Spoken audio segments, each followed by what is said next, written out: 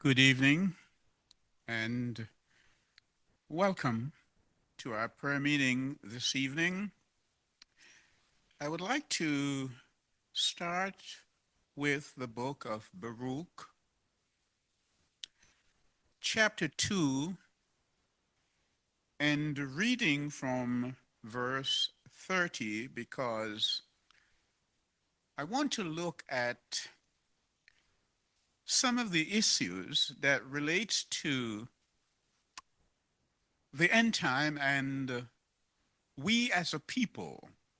I speak of the Ethiopian, Hebrew, African people that is spoken of here by Baruch, Baruch being the scribe who wrote for Jeremiah. And even in the time of Jeremiah, a number of Ethiopians were prominent during that particular time. And we will recall that Jeremiah himself, when he was thrown into a pit for speaking the truth and telling the people what was going to happen to them, that Judah, they threw him into a pit, and it was an Ethiopian who got him out.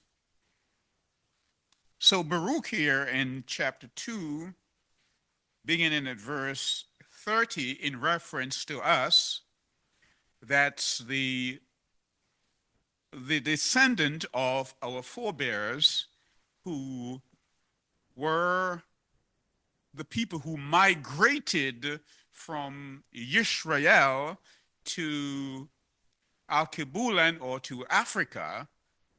And we first want to make the distinction between the Negro, Shemitic Negroes, make that distinction between them and the Hamitic Africans.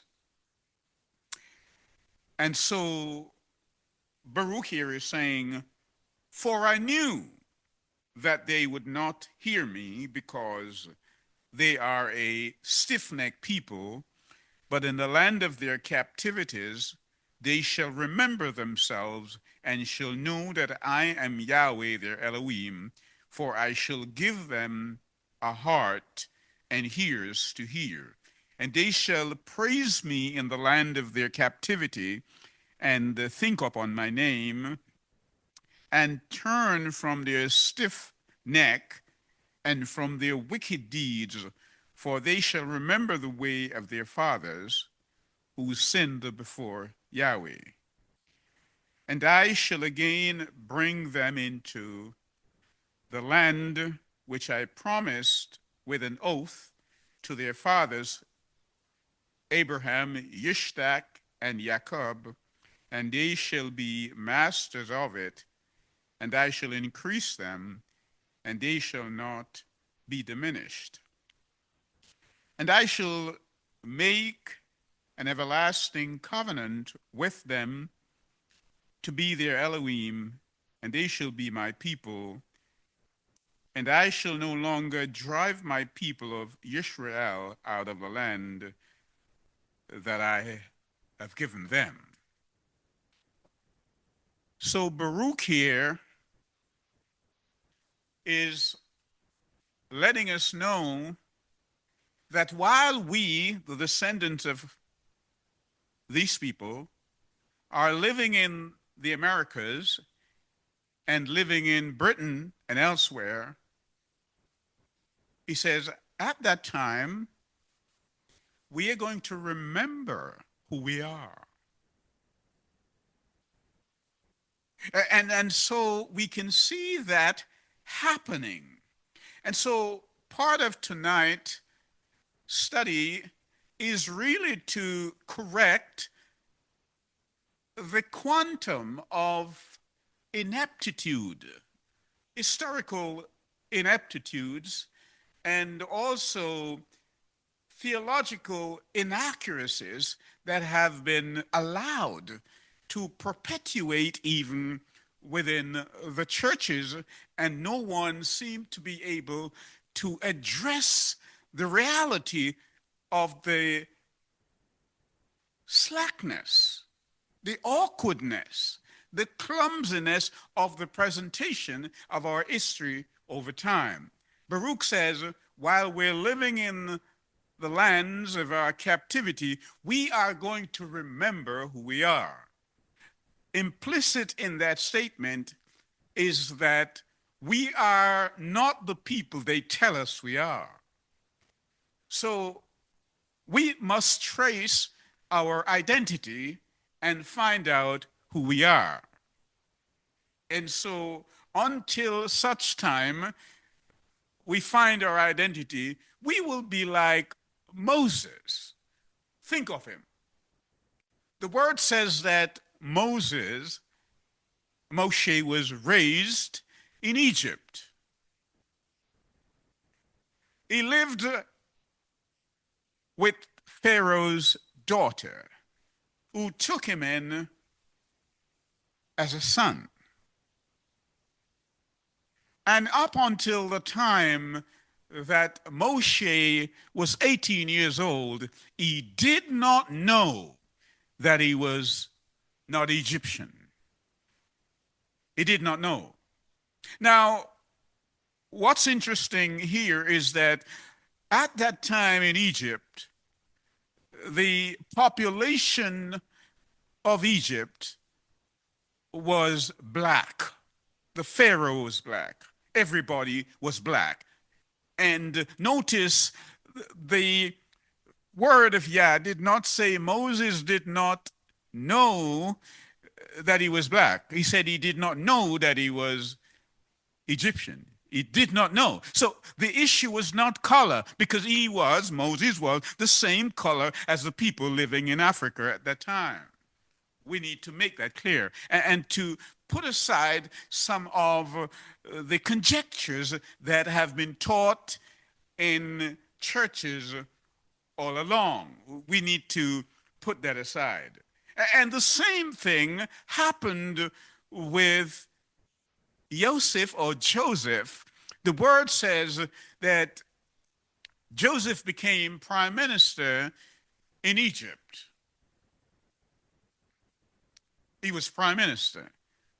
He was sold at age 17 and was in prison for a while until he was 30 years old. And because of his ability, his gifted ability to tell dreams or interpret dreams, he was let out and became prime minister during the famine.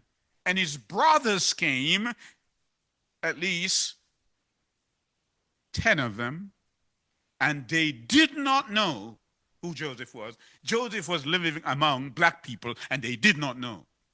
Again, the message is very clear that the original people of Israel, the people of Judah, they were all black. And we're not saying this to stir up conflict, but to elucidate the word of Yah, saying that that's how he presents it. Yeshua himself went to Egypt and hid among the same people. The Apostle Paul was mistaken for an Egyptian. And so you cannot ignore that. All these things, the evidence is overwhelming. So come with me now to the book of Bereshit, and we're going to look at chapter 2 of Genesis. The word says in verse 8, and Yahweh Elohim planted a garden eastward in Eden, and there he put the man whom he had formed. And out of the ground made Yahweh Elohim grow every tree that is pleasant in the sight and good for food. the tree of life also in the midst of the garden, and the tree of knowledge of good and evil.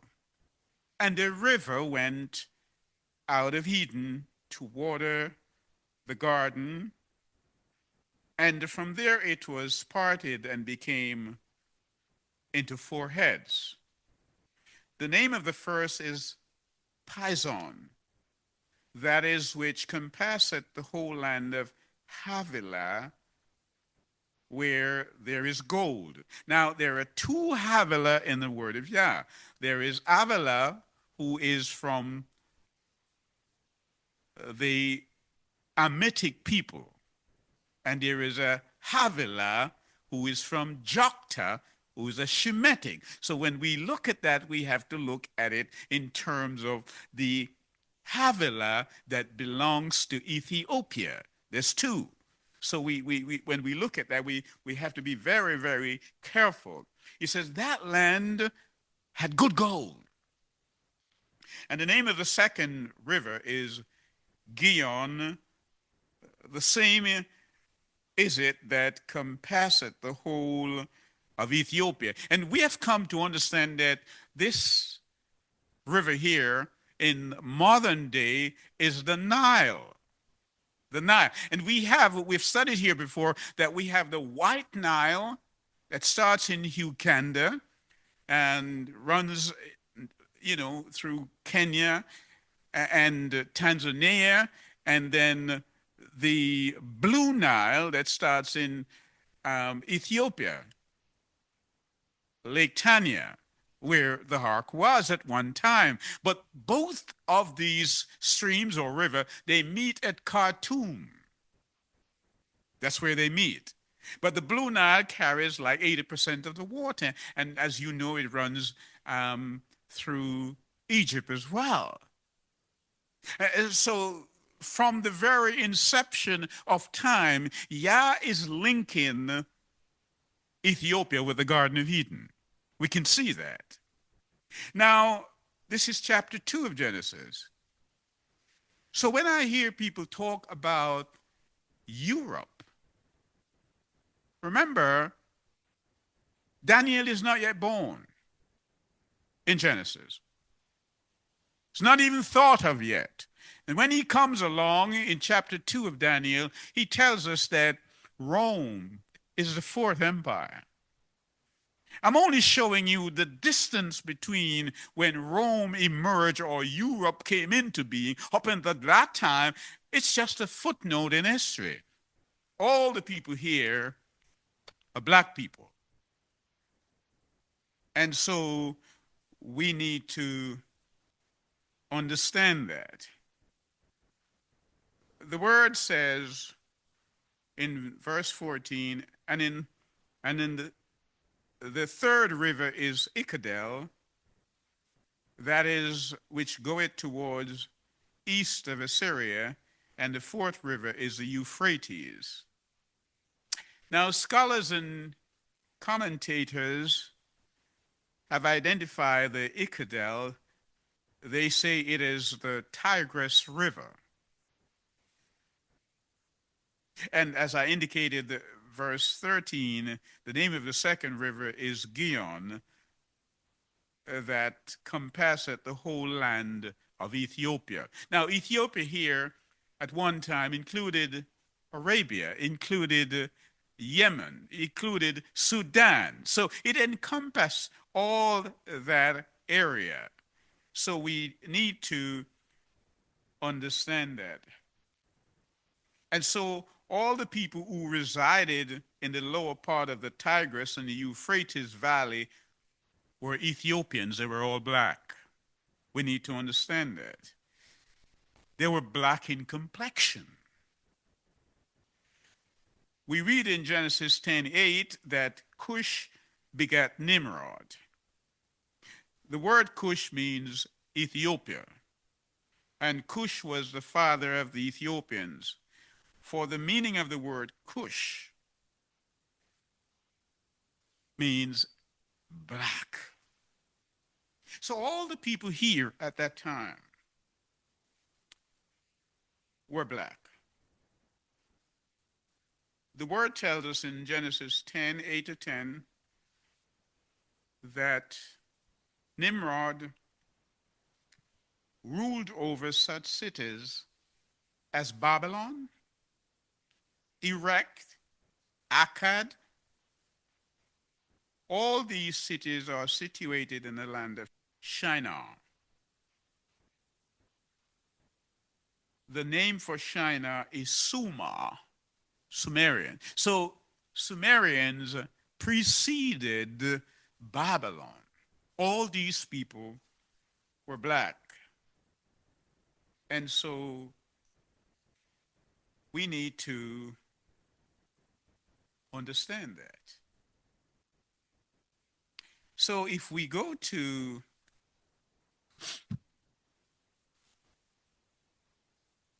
Zephaniah chapter 3 and verse 10, we're made to understand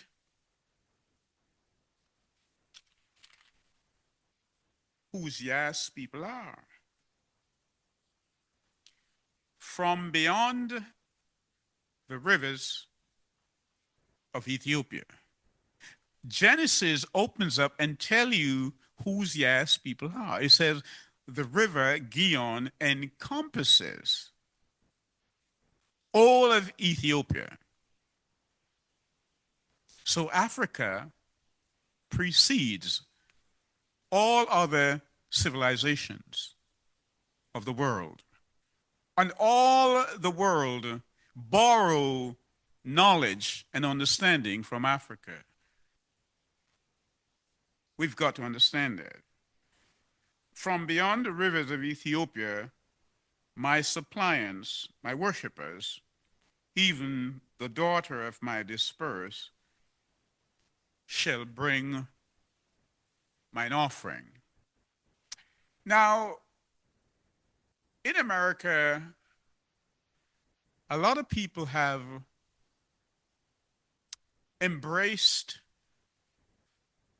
different religions, not least among them Islam. But if we really understand our history, we will pull back our own levers and look at what has taken place. As I indicated earlier, the Shemitic Negroes who are from Israel, they're not from the Hamitic tribes. There are like 11 Hamitic tribes. But the Shemitic people, the Negroes, the regal Negroes, these were the ones who migrated from Israel, their homeland, and they went to Africa, mostly to West Africa, Togo, Benin, Ghana. And if ever we wanted to check this out, all we have to do is to look at the 1636 map or the 1647 map, both of which listed that part of Africa as Negro land, the land of Judah. Why was it called the land of Judah? Because the tribe of Judah, the black tribe of Judah, migrated from Israel, and they went and brought their cultures, brought their faith, brought their practices to West Africa, and they were living there. And as a consequence of what they were doing in relation to their worship, they started to offend the indigenous Africans. That's our history. And so the indigenous Africans joined with Islam and sold these regal Negroes. And they picked them up in West Africa and brought them to the Americas and to Britain, to Brazil, Caribbean, and elsewhere. We've got to understand that. So my point is, if you're going to discuss slavery, don't start in the 16th and the 17th century. Don't do that. And so you can understand why the education system, certainly in America, here and elsewhere, whenever they talk about slavery, they always commence in the 16th and 17th century. Because if they were to start earlier, you would find out who you are. So it's a deliberate attempt, so it seems, to teach you slavery only from that period. And they tell you that the first slave that came to America, Jamestown, Virginia, and they don't go any further. The word of Yah says no. It says, your people, the regal people, my suppliant, my dispersed people, the Ethiopian, from beyond the rivers of Ethiopia, these people one day are going to bring to me an offering. David says, Ethiopia will one day stretch out his hand to Yah. Does that make sense to you? Yes. They're going to stretch your hand out to give him the offering, according to Psalm 68:31. And so we must understand what has happened. So the Europeans, they became the merchants with the Ashkenazi ship owners. So the word is telling us that the majority of the people claiming Jewry, claiming to be Jews, today, they are not. They are not. Yes, they speak Hebrews, but they are Hebrew-speaking Gentiles. Understand what I'm saying. So come with me to Genesis chapter 10. Now, this is Moshe. And I remember Yeshua speaking to the men on the way to Emmaus, and he's saying to them, do you believe Moses and the prophets? Do you believe Moses and the prophets? Now, that question is most relevant today among us. If I were to ask the bishops and the pastors and the priests and even the members, do you believe in Moses? Yeshua said to the men going to Emmaus, if you believe in Moses, you've understood what had happened because Moses wrote about me. Now, I say that to say this. This is Moses writing. This is the man who took dictation on Mount Sinai from Yahweh. And it says here, these are the generations of the sons of Noah, Shem, Ham, and Japheth. And unto them were sons born after the flood. And the sons of Japheth, Gomer, and Magog, and Madai, and Javan, and Tubal, and Meshach, and Tyrus, and the sons of Gomer, Ashkenaz. Between 80 to 90% of the people claiming Jewry today say they're Ashkenazi. And Ripath and Togarmah, and the sons of Javan, Elisha, and Tarshish, Kittim, and Dodanim. Verse 5.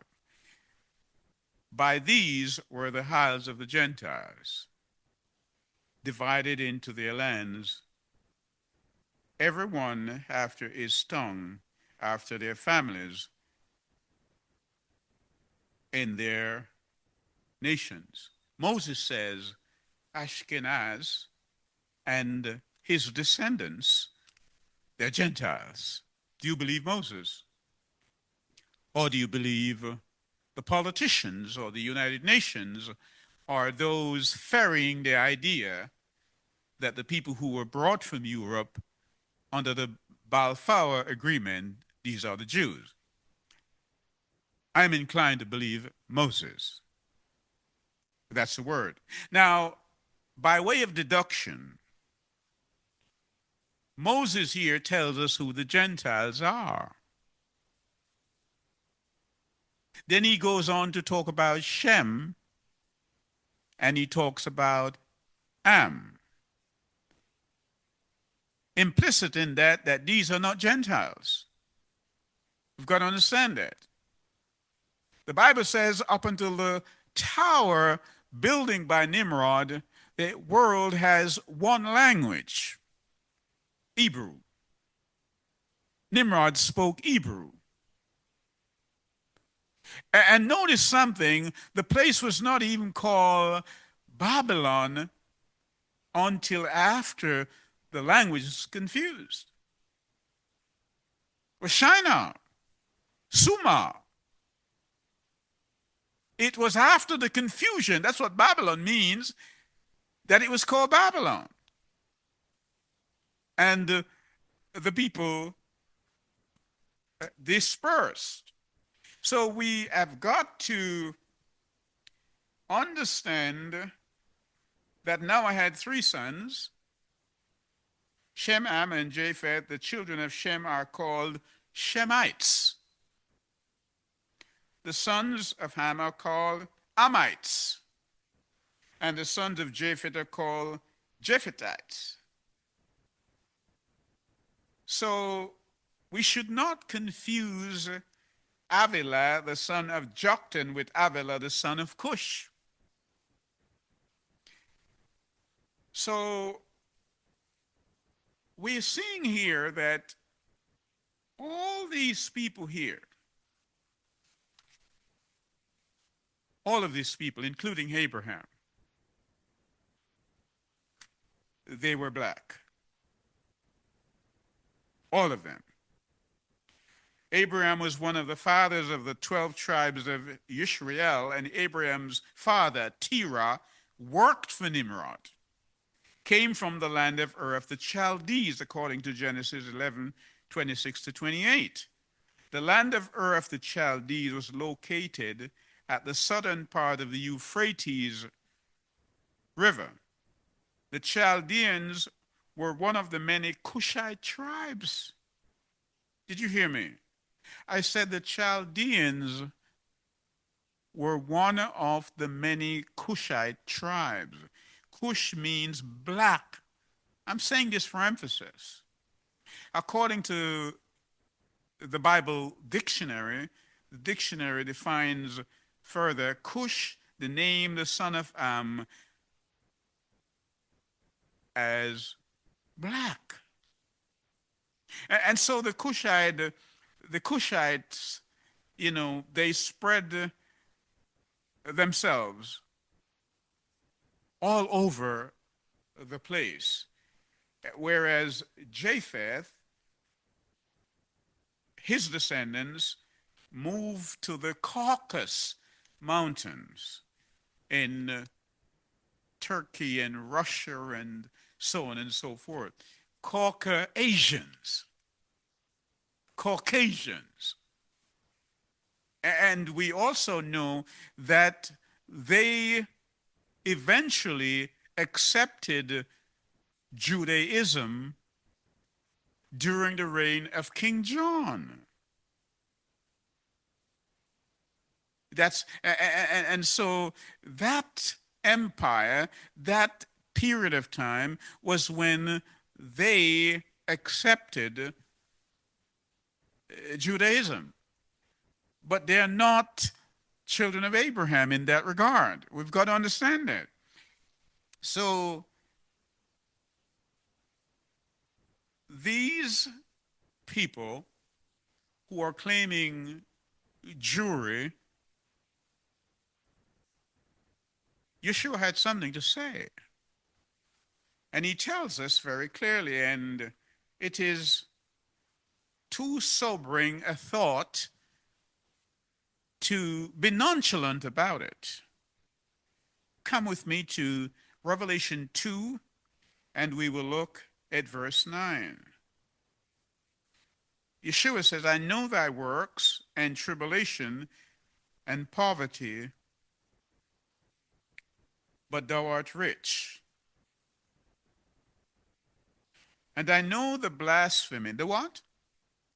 The blasphemy of them which say they are Jews and are not, but are the synagogue of Satan.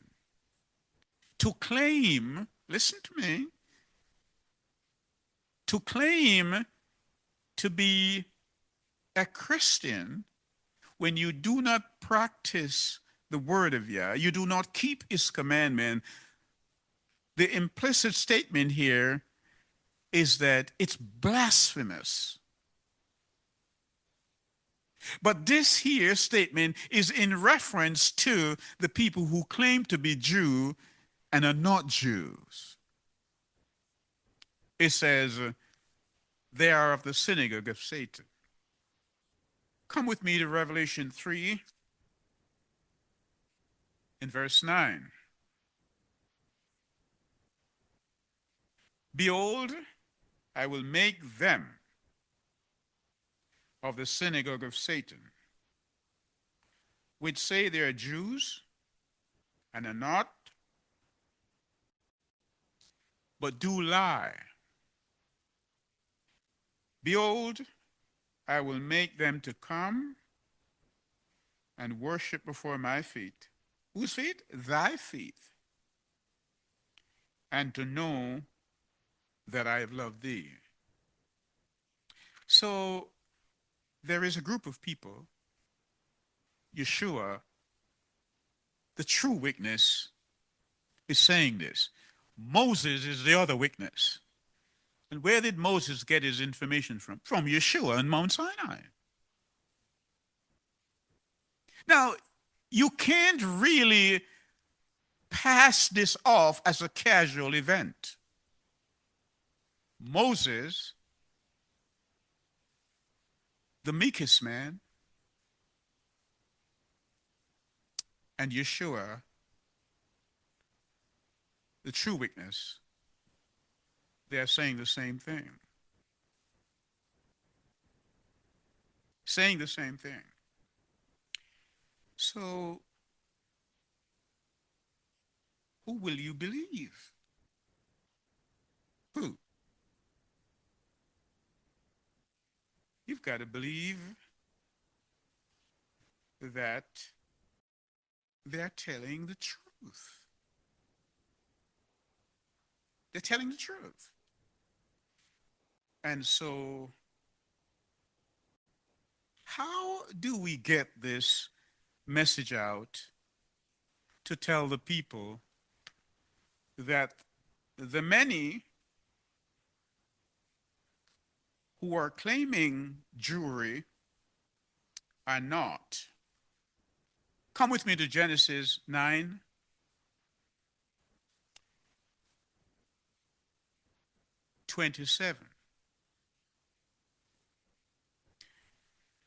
Elohim shall enlarge Japheth, and he shall dwell in the tents of Shem. And Canaan shall be his servant. Did you get that? He says, Japheth, the Khazars, the Ashkenazi, they will dwell in the place where the real Shemites should be. Isn't that what's happening today? It's exactly what's happening. They're dwelling there. And the whole world is convinced that they are the Jews. But there is a question to be answered by any rational, reasonable person. We have identified historically and biblically that at the time of the Exodus, the Pharaoh was black, and the inhabitants of Egypt were black. The children of Israel were black. Moses was a black man because we read in the book of Jasher that he was also king of the Kushites. And so when Miriam and Aaron spoke against him, it wasn't because he had married a black woman. He had married someone who was of a different faith.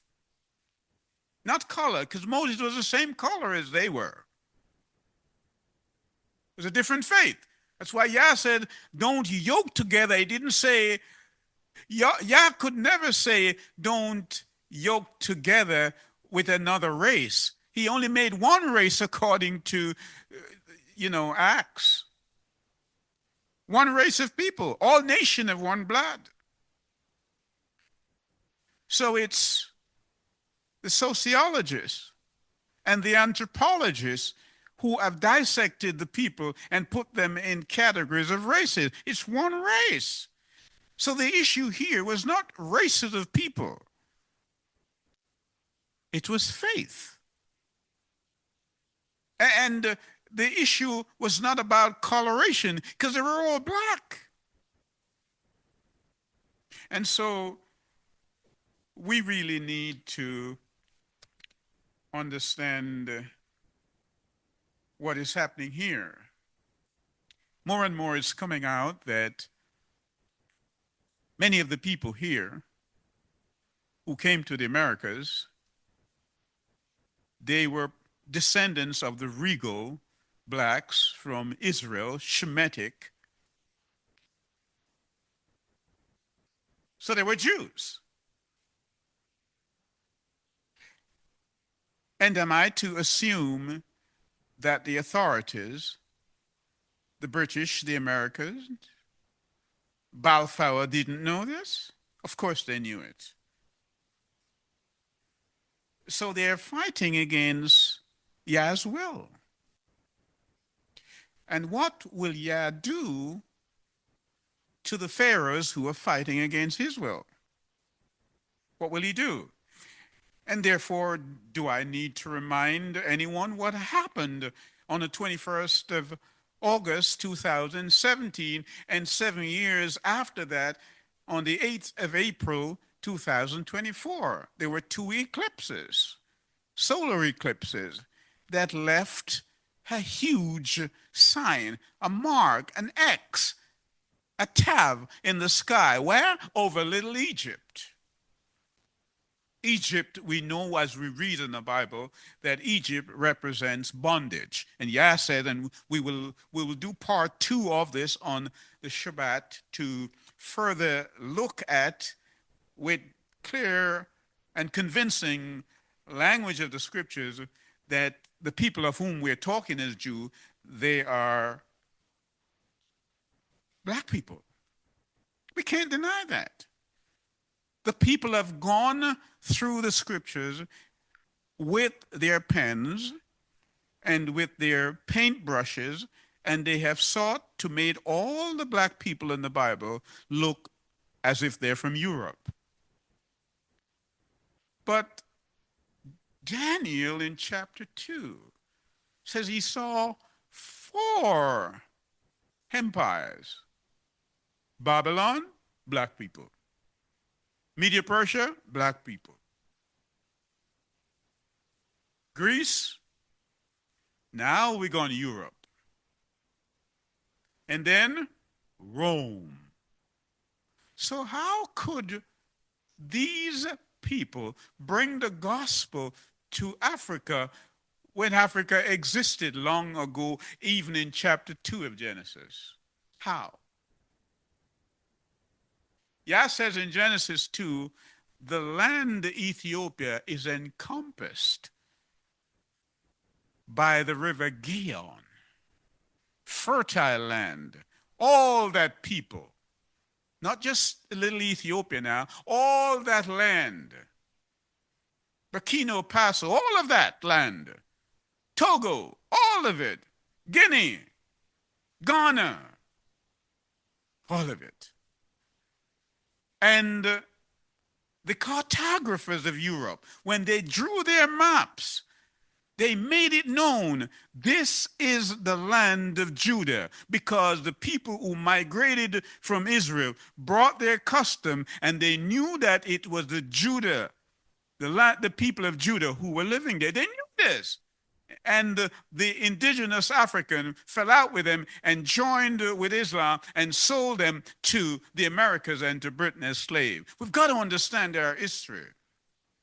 And so on Shabbat, we will take a closer look at Deuteronomy chapter 28 and how that explains the situation with greater perspicuity. We're going to look at that on the Shabbat.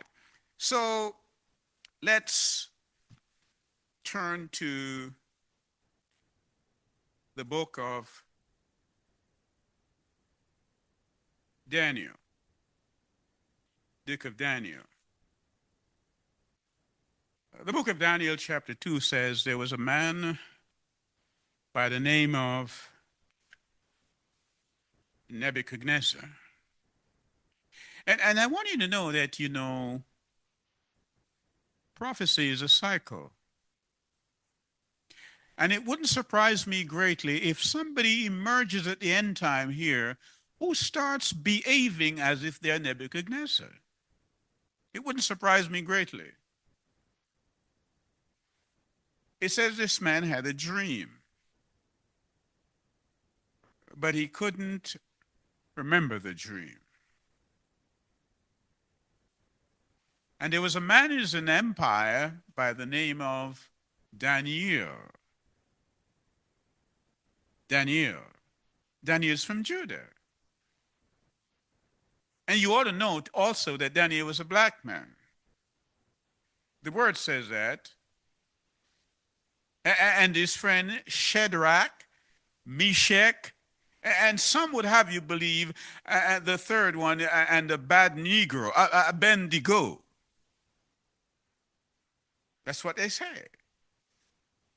And these men of Judah, these black men of Judah, they were steadfast in their faith to Yah. But this Nebuchadnezzar here, he was a boastful man. He spoke as if everyone should genuflect to him. And he treated some as if they were no more than disposable napkins. And so Daniel spoke to him. But in his mind, he was going to make Babylon great again. That was his thought. And if you join me in chapter 4, we will bring this to his closure, this prayer meeting. Daniel went to him.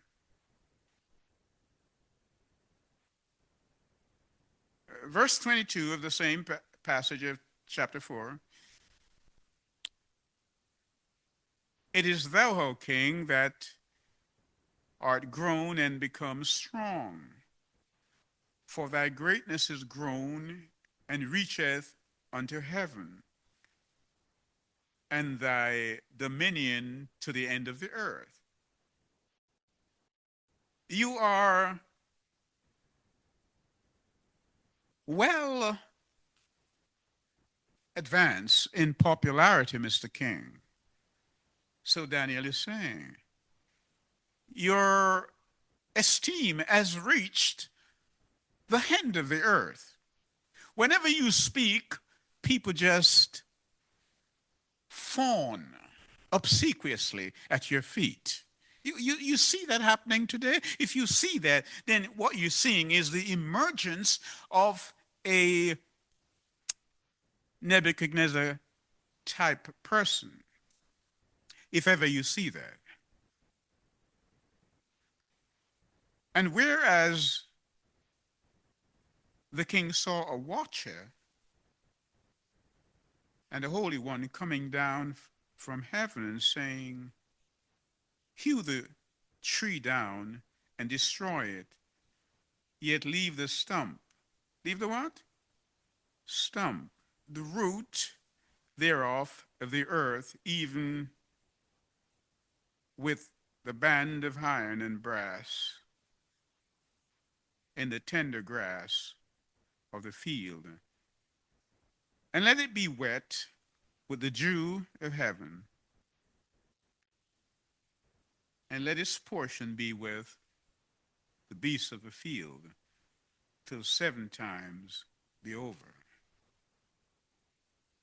You have become too pompous on the earth.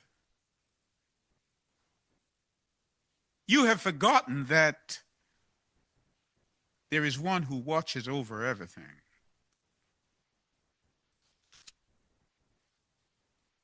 Verse 29,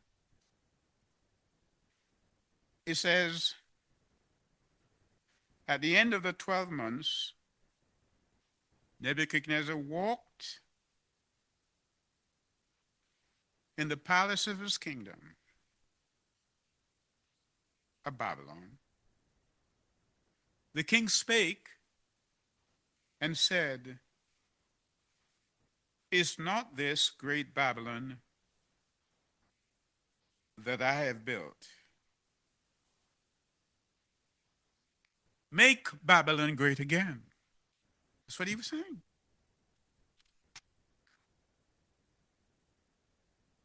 While the word, this is Daniel writing here, while the word was in the king's mouth, there fell a voice from heaven saying, O king Nebuchadnezzar, to thee it is spoken, the kingdom is departed from thee.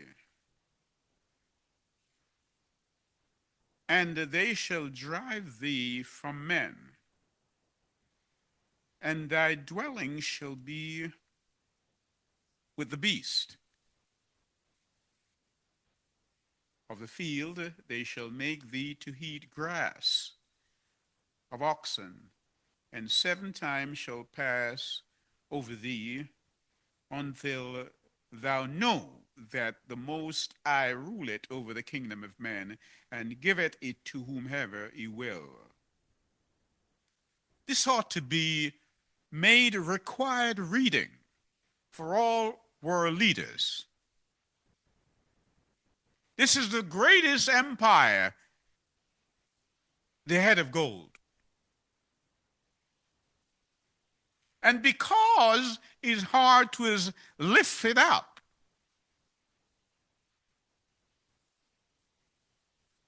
and when Daniel decided, I'm not going to genuflect to you, the Hebrew boy said, we're not going to do it either. He shoved some in a furnace. And in lion's den, circumstances sometimes in America make you feel as if you're in a lion's den or you're in a fiery furnace. But take note, the king came and he looked in his furnace. We're not talking furnace of today, but circumstantial furnaces. And he said, did I not put 3 men? But I see 4. One like the Son of Man. We need not fret ourselves over evildoers. Yah will take care of them. Doesn't matter who it is. All these leaders who are making you feel as if they have might. Yah said, it's not by might. It's not by their strength, but is by my spirit. My rock, says Yah.